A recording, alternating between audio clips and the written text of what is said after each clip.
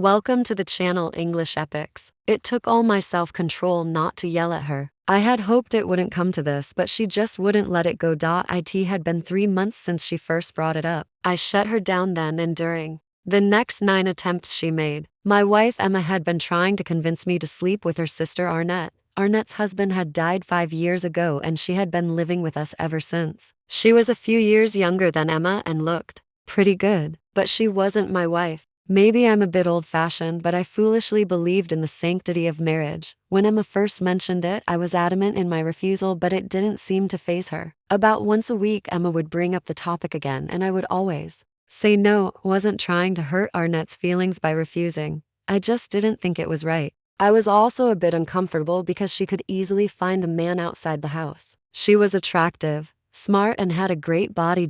In fact, it was better than Emma's. It took me some time, but eventually I figured it all out. Smart people would have probably realized what was going on right away, but I was a bit naive and too trusting. Once I understood what was really happening, my entire attitude changed. On the surface, Emma claimed she wanted me to help her sister overcome her sexual issues, but I saw it very differently. From my perspective, either Emma was already having an affair and was looking for a way to justify her own infidelity by trapping me in something similar, or she was planning to start an affair the moment I gave in to Arnett's charms. Either scenario was unacceptable. Honestly, I promised myself I would ignore her whining for another 3 months or even 10. If by then she dropped the whole thing, I'd forget everything that had happened. Our son Rob enlisted in the Navy 3 years ago and we'd only managed to see him occasionally. Bethany, our daughter, got married and moved to Cleveland. We never did get the chance to visit her. I think our marriage became dull after the kids left, and I'm sure in some way that was partly my fault. Ever since we got married, I've worked the same job. I worked the night shift from midnight to 8 in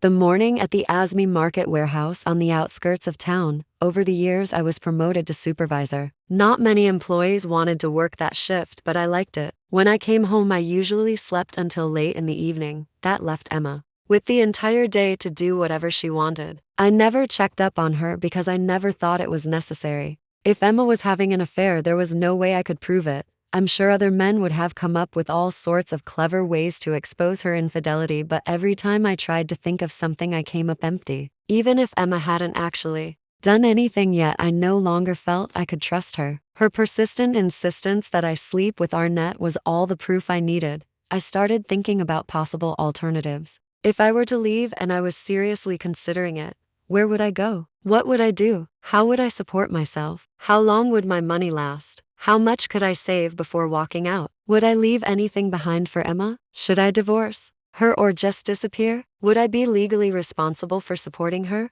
A computer could have given me access to the answers I needed, but I didn't have one. The extent of my technical skills was learning how to use a mobile phone and an ATM. All right, I said, I'll do it. Emma didn't respond immediately. She seemed genuinely shocked by my answer. I could tell she wasn't expecting it, but she smiled. I'll spend Saturday evening with her. I'll do whatever she wants as long as it's not too kinky. Oh, thank you, John. You have no idea how grateful I am to you. She hesitated slightly. I mean Arnett, of course. She seemed to blush at her slip of the tongue. So is this a one-time thing, or are you both expecting an encore? If you don't mind, John, maybe 2 or 3 times a month. I think you're man enough to handle it, and I know Arnett would be very appreciative. I still don't understand why she can't just go out and find a man like any other woman. John, there are a lot of bad guys out there who might take advantage of her. She can trust you, and I know you can make her happy. It seemed to me she even winked when she said that, and it irritated me.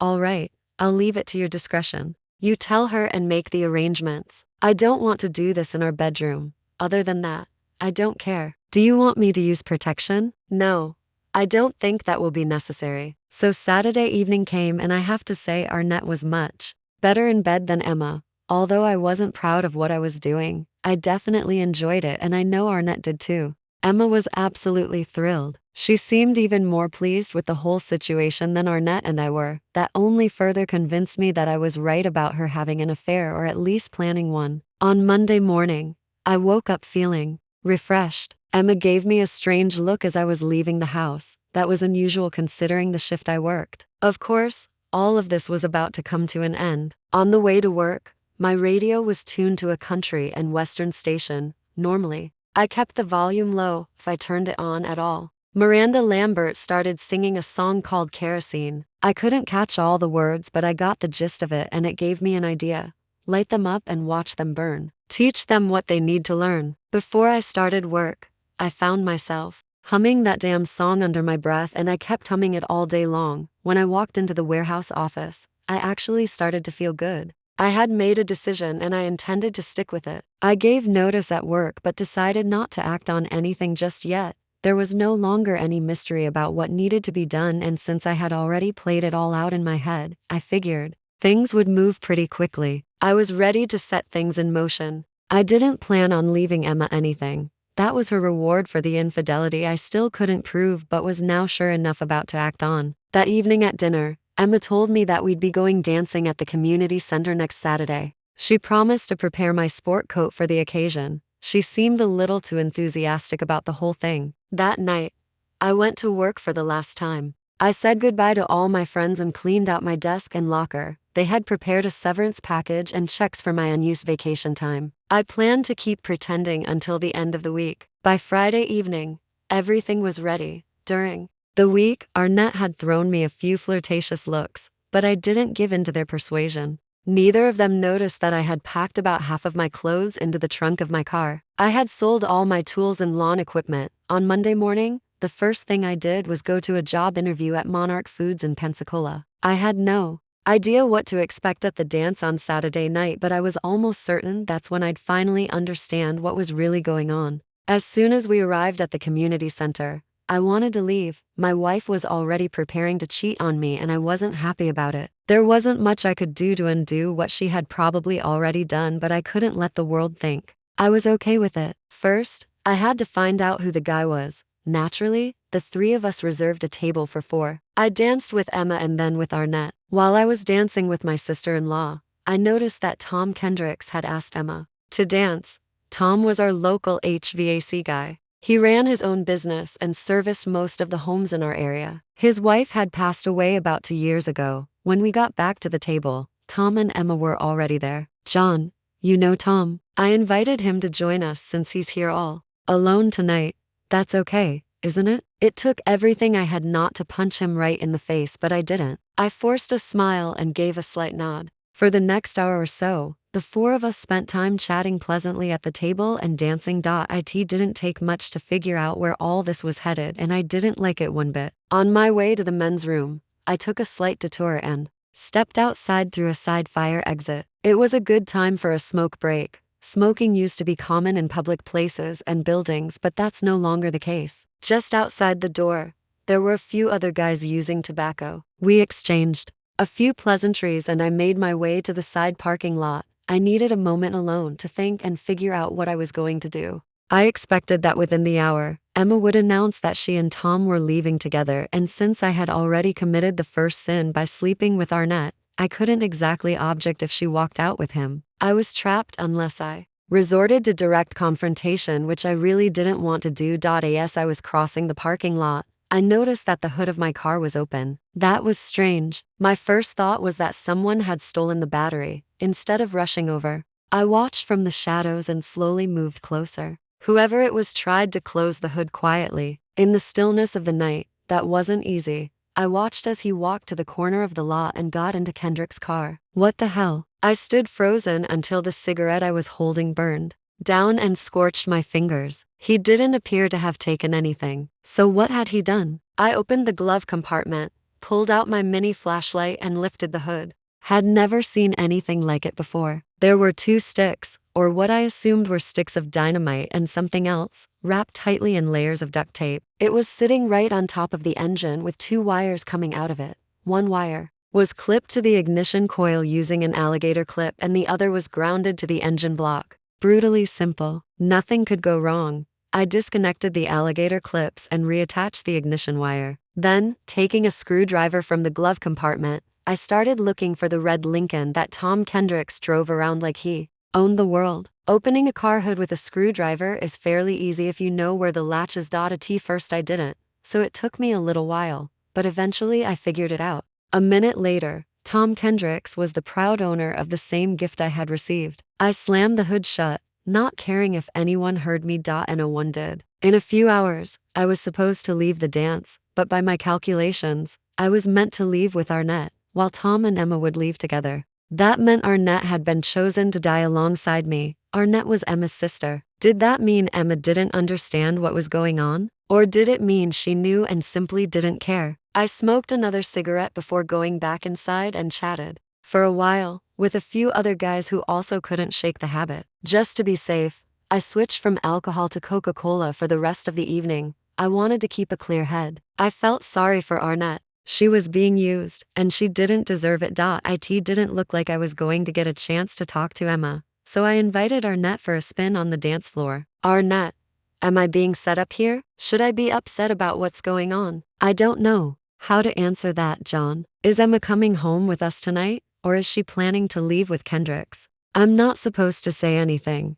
Does that mean what I just said is going to happen? Arnett shrugged and gave me a sheepish grin. The answer was yes, but she couldn't bring herself to say it out loud. Does it bother you that much, John? Arnett, she used both of us to get close to Kendricks. That was a disgusting thing to do. I didn't mind, but I told her she shouldn't do that to you. She said it was fine and that I shouldn't worry about it. She said you'd be happy. How is she planning to do it? I'm not sure. I think they're just going to tell us they're leaving and then do it. As I walked my sister-in-law back to the table, my thoughts were spinning. I still wasn't sure if Emma knew about the bomb or not. The soda was hitting my bladder almost as fast as beer would have, so I had to make another trip to the restroom. I didn't rush. When I came out, I looked across the hall and saw Emma and Arnett arguing. Kendricks was tugging at Emma's arm, trying to pull her out of the building with him. Of course, I had no way of knowing what the argument was about, but it was heated. Emma glanced toward the dance floor and saw me watching her from the far wall. She made a face at me,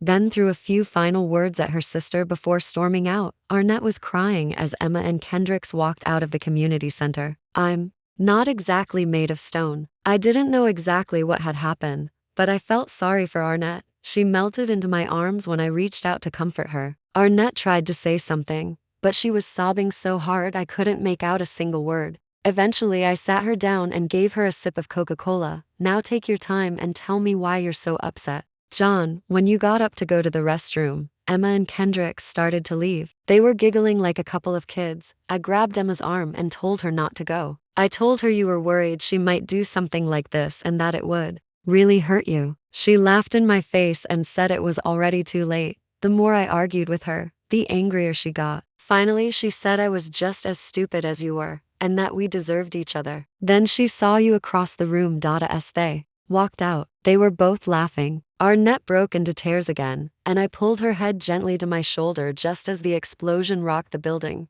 The lights flickered, ceiling tiles rained down from the drop panels, and the whole structure trembled. Neon signs fell from the walls and people screamed. I couldn't help but smile to myself because I was the only one who knew exactly what had just happened. Light them up and watch them burn. Teach them what they need to learn. Now I understood what Miranda was singing about. Well, the rest of the evening turned out to be quite interesting. I thought I might attract the attention of the police, but it didn't seem to happen. By the end of the night, the police had a long conversation with one of Kendrick's employees who had been seen driving through the parking lot earlier. They got some kind of confession out of him, but not quite the one they were hoping for. In any case, they weren't interested in me anymore. I drove Arnett home and made some coffee. She couldn't sleep after everything that had happened. She sat quietly on the couch, hands folded in her lap. When I handed her a hot cup, her eyes were red from crying, but I wasn't sure what exactly she was crying about. She took a sip and went silent.